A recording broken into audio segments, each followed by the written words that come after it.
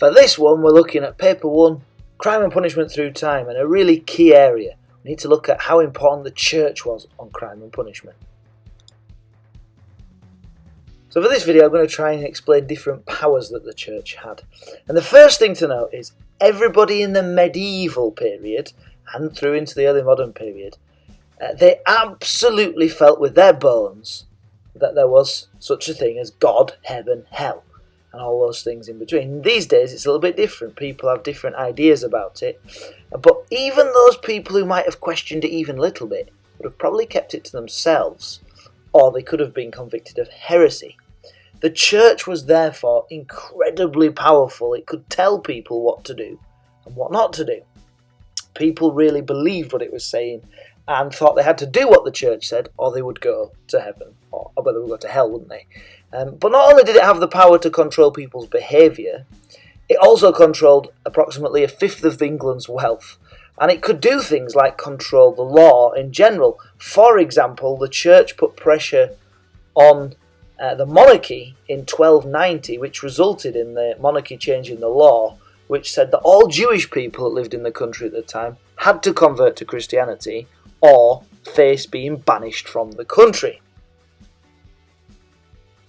So regarding specifically crime and punishment, the church had their own courts after 1066, when William the Conqueror granted it to them.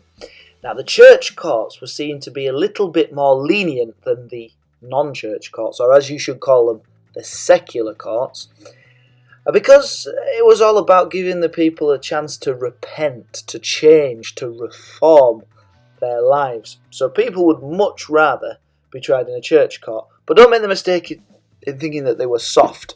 They would still hand out harsh punishments by our standards now in the 21st century. They would still give out, for example, punishments of being maimed. But anyway, the church courts gave the church huge power. Those church courts did not really go out of power until just after the Reformation, when Henry VIII changed the country religion to officially Protestant. But between that, 1066 and that time, in the 1530s, the church courts had a lot of power in crime and punishment. The church courts would try crimes that were against religion. Try crimes like heresy, but also crimes like adultery, taking the Lord's name in vain, which would be blasphemy, saying things like, for God's sakes, which people don't blink at now would have been a huge crime back then. And also they would try people who were part of the church. So people who worked in the church would be known as the clergy. They would be tried in church courts if they did something wrong, rather than the secular courts. Until 1215, the church had the power to put people on trial by ordeal, where they tried to get God to help them to decide if a person was guilty or not guilty. I'm sure you remember that from your lessons.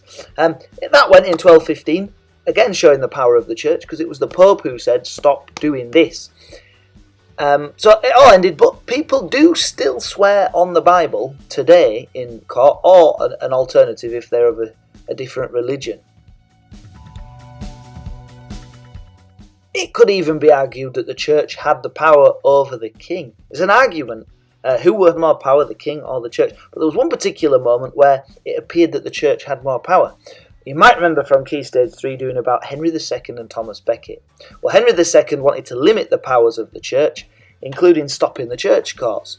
Thomas Becket was his mate. He made him Archbishop of Canterbury, thinking he would say, yeah, okay, you can have these constitutions of Clarendon, which is the changing in the rules to stop the church courts having so much power. Thomas Becket went against his old mate, the king. Thomas Becket ended up getting his head smashed in by some knights. It's quite a famous historical story.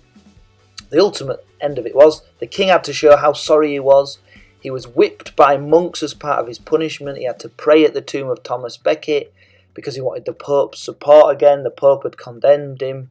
And ultimately, the constitutions of Clarendon were never put into law. So that was an example of where the church managed to prevent the king from doing something with the law that he wanted to do. You don't need to know the whole story, but in an exam you would mention the constitutions of Clarendon and how Henry II tried to get them to become law and failed.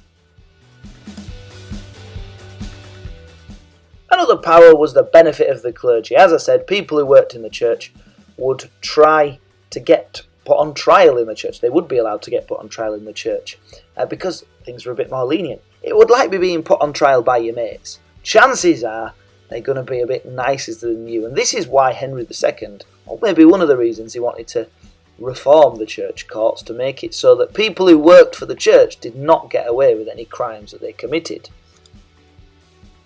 Now, people abused this whole system of having church courts or ecclesiastic courts and secular courts. And one of the ways they abused the system is they wanted to be put on trial in the church courts, as I've said, because they were a little bit more lenient than the secular courts. And they had to do that, they had to prove that they worked for the church, or were part of the clergy, would be the better way of saying it. So the clergy could read, most people couldn't. One test they came up with was to read a certain passage from the Bible. This passage became known as the neck verse because it could save you from execution, i.e. getting hanged by the neck. Of course, what people did then is they memorised this passage from the Bible. They couldn't read, but they'd memorised this, so that if they ever got arrested for something, they could claim to be part of the clergy. Benefit of the clergy they could claim by pretending to read the neck verse.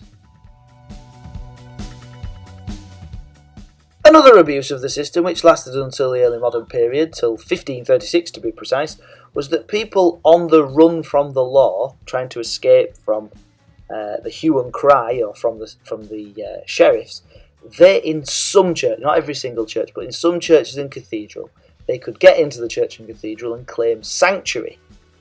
That means the sheriff couldn't get them. Now, they were only allowed to stay in sanctuary for a certain amount of time, after which they would have to face trial in the church court or be banished from the country and go live in exile in a foreign land. So it's not completely escaping from the law, but as we've said, the church courts were a little bit more lenient.